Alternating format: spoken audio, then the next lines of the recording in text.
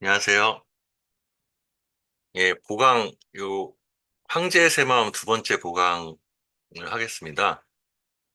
여기 이제 2장은 되게 이제 과학적인 내용이라서 좀 넘어가고, 4장에 이제 진리, 증명, 통찰력이라는 거 관련해서부터 얘기하면요. 일단 이 로저 펜러즈는 수학에 대한 논의를 통해서 이제 인공지능과 관련돼서 얘기를 하는데요. 이제 힐베르트의 프로그램이라는 거는 이제 수학을 완전한 그 논리적 형식 체계, 약속의 체계로 설명하려고 하는 시도였어요. 그래서 일단 로저 펠로즈는 어떤 진리를 아는데 알고리즘이라는 어떤 형식적이고 논리적인 요소가 아닌 비알고리즘적인 요소, 예를 들면 직관, 본능, 통찰력 같은 게 이제 존재하는가라는 질문을 합니다. 그래서 이제 집합이라는 약속에 의한, 여러분 집합 배우셨죠? 중고등학교 때. 이 집합에 의해서 이제 형식 논리에 의해서 이제 배중률이라고 하는 A는 나 A일 수 없다는 모순 없는 수학적 체계를 만들려는 이 힐베르트의 프로그램이 이 괴델에 의해서 실패했다고 합니다. 이 괴델에 실패했다는 이 괴델이 말하는 학설은 불안전성 정리라고 하는데요. 이거는 이제 쉽게 말하면 어떤 그 힐베르트의 수학적 체계 같은 공리나 추론 규칙들로 이루어진 어떤 정확한 정형화된 이제 형식적인 수학 체계라도 만약 그것이 간단한 산술 명제에 관한 간단한 산술 명제에 관한 중국된데요. 산술 명제에 관한 기술을 그러니까 서술을 할 수 있을 정도만큼이나 충분히 광범위하고 또 모순이 없다면, 그러니까 뭔가 수학 체계가 충분히 된다 하더라도 그 체계 내에서 허용된 방법들로만은 입증할 수도 또는 반증할 수도 없는 문장들이 반드시 그 안에 포함되게 마련이라는 겁니다. 그러니까 이제 쉽게 말해서 체계 안에서는 체계를 정당화할 수 있는 규칙이 체계 내에서는 발견될 수 없다는 거예요. 그래서 그런 문장들의 진리값은 허용된 절차를 따른다면 결정될 수 없다는 거예요. 그래서 이제 괴델은 공리체계의 일관성, 그러니까 힐베르트가 세우려고 했던 공리체계의 일관성에 관한 바로 그 문장이 그 인공지능을 예를 들면 적절한 산술 명제로 코드화되었을 때 결정할 수 없는 명제 하나가 된다는 것을 보여줍니다. 쉽게 말하면 1 더하기 1이 2라는 그 문장. 그러니까 이제 모든 공리체계는 모순이 없어야 된다는 그 문장이 공리체계는 모순과 모순 없음이 다 존재할 텐데, 모순과 모순임과 모순 없음을 다 설명할 수 있는 공리체계는 없다는 거죠. 그래서 그러한 결정할 수 없는 명제 하나가 된다는 것을 보여줍니다. 이건 대략적인 설명을 좀 더 자세히 얘기해볼게요.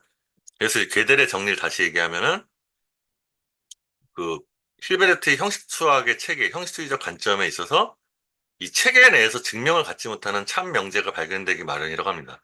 예를 들면 이제 제가 수업 시간에 잠깐 얘기한 제가 여러분한테 거짓말을 한다라는 말이라든가 벽에 낙서를 막 많이 하고 있는 낙서금지라는 말이라든가 이런 것들이 이제 자기시적인 역설을 담고 있는 명제들이 체계 내에서는 이제 증명이 안 된다는 거죠. 그래서 어떤 수학적인 측면에서는 아무리 포괄적이라 하더라도 항상 그물망을 벗어난 명제들이 있다고 해요. 그러니까 이제 무엇이 참인가에 대한 힐베르트 같은 형식주의자의 개념이 필수적으로 불완전하다는 것이 이제 증명됐다고 합니다. 그리고 답이 없다는 게 증명됐다는 거예요. 논리적으로는 약속에 의해서 형식적으로는 어떤 체계를 다 설명할 수 없다는 거예요. 수학에서 완전히 받아들일 수 있는 결론들 중에는 산수에 관한 표준 형식 체계의 원래 규칙 공리들과는 동떨어진 통찰력을 요구하는 것들이 많이 있대요. 이 모든 것들로부터 알 수 있는 거는 수학자들이 참이라는 판단에 도달하기 위해 사용하는 정치적 과정은 어떤 특정 형식 체계의 과정에 뿌리를 두고 있는 것이 아니라는 거예요.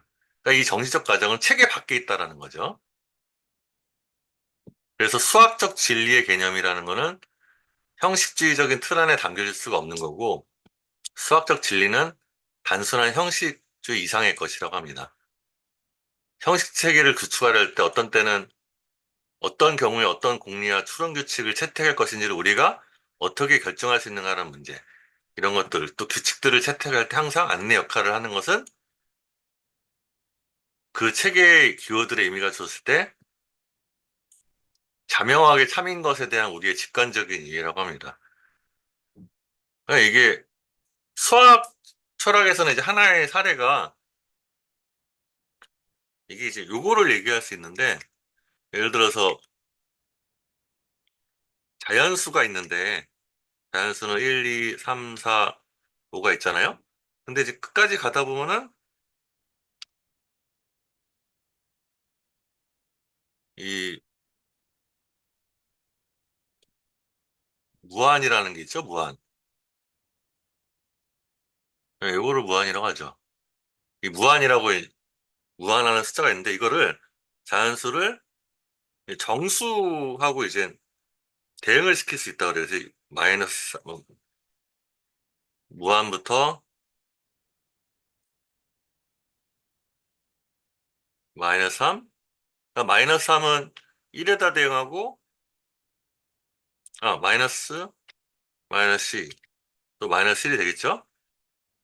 또 0, 그다음에 1, 3, 4 이렇게 되잖아요. 그다음에 이제 또 5가 되고 또 무한이 되겠죠? 근데 이게 자연수 여기서부터 여기까지 무한까지 그다음에 여기서부터 여기까지 대응시키는데 근데 이게 무한인 한해에서는 이 마이너스 무한부터 자연수까지 다 1대1 대응이 된다는 거예요. 근데 이상하잖아요. 자연수보다는 정수가 더 농도가 큰데 근데 1대1 대응이 다 된다는 거는 이게 다 1대1 대응이 된다는 거는 자연수와 정수 농도가 같아진다는 거죠. 이거는 이제 유리수, 유리수와 무리수, 실수까지 다 허용됩니다. 그러니까 이 농도들이 다 같아지는 거예요. 그러니까 이게 모순이 생기죠. 그러니까 체계만 가지고는 이 정합성을 말할 수 없다는 거예요. 그래서 이런 것들이 수가 정합적으로 설명되는 데는 이 형식주의적인 틀만 가지고는 이것들의 농도가 차이가 난다는 것을 설명할 수 없다는 거. 단지 이건 우리의 직관에 의해서만, 그러니까 자명하게 참인 것에 대한 직관적인 이해에서만 이해될 수 있다는 거예요. 그래서 수학적 진리의 개념은 형식주의의 전체 개념을 초월하고 이것이 이제 수학적 플라톤주의라고 해서 수의 세계에 대한 직관이 우리의 관념 속에 있다는 겁니다. 실제로 존재한다는 겁니다. 그래서 진정한 수학적 진리는 인간이 만들어 놓은 단순한 구조들 너머에 존재한다고 봅니다. 그래서 이제 이거를 플라톤주의 혹은 직관주의라고 할 수 있겠는데 이거는 이제 컴퓨터 비이중적인 실존이라고 해서 이제 직관주의라고 하는 브로 베르라는 사람은 그래서 이제 무한집합을 인정하지 않아. 아까 이제 1, 2, 3, 4, 5 했는데 무한집합을 인정할 경우는 농도가 분명히 농도가 다른 정수하고 정수하고 정수하고 자연수하고 농도가 다른데 1대1 대응했을 때는 농도가 같아져 버리는 상황. 이건 무한집합을 인정했기 때문에 그런 상황이 벌어지는데 그래서 이제 우리의 자명한 직관에 의해서는 무한집합을 인정하지 않고 이 집합은 실체를 갖는 것이 아니라 단지 이제 구성 요소를 결정하는 규칙으로만 고려될 수 있다고 합니다. 그래서 이제 직관주의에서는 중간 배제의 법칙이란 배중률을 거부하고 우리에게 어떤 수적인 존재란 우리 관념에 우리의 이제 직관에 의해서 구축적인 존재라고 합니다. 그러니까 숫자를 이제 1, 2, 3, 4 이렇게 우리 하나씩 세가면서 관념 속에서 이제 수를 이제 직관적으로 세는 거에 기반한 거지 형식적인 약속으로 중간 배제라는 논리적인 약속으로 설명할 수 없다는 거예요. 이 기류법과 같은 논증, 우리 고등학교 시간에 보면 1 더하기 1이 2라는 것을 증명하는 형식주의에 기반한 납키면 납피라는 방식으로 기류법 같은 논증 자체만으로는 이 수학적인 객체를 실제로 어떻게 구축하는 방법을 알 수 없다고 해요. 그래서 이 객체는 실제의 존재가 아니고 어떤 객체가 존재하지 않는다는 사실이 거짓이라고 하더라도 그 객체가 실제로 존재한다고 추론할 수는 없다는 것입니다. 그러니까 이제 어떤 무한과 같은 객체가 존재하지 않는다는 사실이 거짓이라고 하더라도 그 객체가 실제 존재한다고 추론할 수는 없다는 거죠. 그래서 구축 가능성의 문제는 수학적 존재의 문제와 분리된 이슈라고 합니다. 이건 수학의 토대가 인간의 직관적인 구축 가능성에서 비롯된다는 거죠. 그래서 수학적 존재 자체는 형식으로도 우리 약속으로 설명할 수 있지만 이 수학적 존재의 토대와 근거를 말하기 위해서는 우리 직관에 의한 구축 가능성을 얘기해야 된다는 거죠. 그래서 이제 직관주의를 따르려면 이제 수학의 매우 강력한 논리법의 사용을 포기해야 된다고 합니다. 이건 이제 수학의 매우 강력한 논증법은 이제 아까 힐베르트가 말한 형식적인 집합에 의한 설명 방식인 거죠. 무한을 포기한다던가. 좀 더 구체적인 사례로 어떤 컴퓨터도 아직 그러한 연속수, 파이죠. 3.1사이로 계속 무한하게 전개되는 수가 실제로 있는지 단정할 수 있지만 충분히 파이 계산을 진행한 적이 없다고 해요. 영원히, 아무리 영원히 계산하더라도 답이 안 나오니까요. 그래서 파이의 소수 전개식 어딘가에 연속적인 20개의 7이 존재한다는 명제는 참도 거짓도 아님. 그냥 언젠가는 이거 알 수 없어서 그렇죠.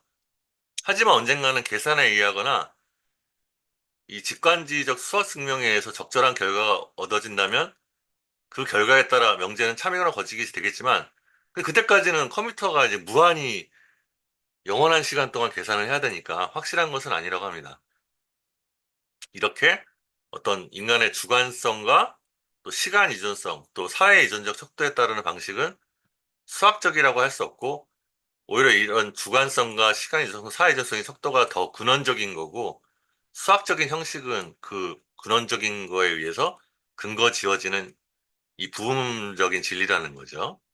그래서 이 수학을 통해서 그러니까 수학 자체의 어떤 논리적인 형식 자체로 수학의 타당성이나 토대를 구할 수 없기 때문에 수를 이해하기 위해서라도 우리의 인간의 직관이라든가 수의 체계 바깥에 어떤 요인이 필요하다는 걸 좀 말함으로써 이 사람은 로저 펜로즈는 이 수를 바탕으로 하는 인공지능이 결코 인간과 같은, 인간은 이제 주관성과 시간 이존성, 사회 이존적 척도라는 것을 직관의 형태로 다루니까 직관에 의해서 우리 인간은 수행할 수 있잖아요. 근데 이 컴퓨터는 수학을 따르기 때문에 수행할 수 없기 때문에 인공지능에 한계가 있다는 것을 말하고자 합니다. 그래서 이런 되게 좀 논리적이고 수학적인 근거로 인공지능의 인간과 인간이 수행하는 영역을 침범하기가 논리적으로 불가능하다는 걸 좀 말하고자 해요. 좀 더 좀 이해되기 쉽게 자세하게 한번 다음 수업 시간에 좀 더 이제 다뤄보도록 하겠습니다. 예, 일단 두 번째 황제의 새마음 요 보강은 이걸로 마치겠습니다. 감사합니다.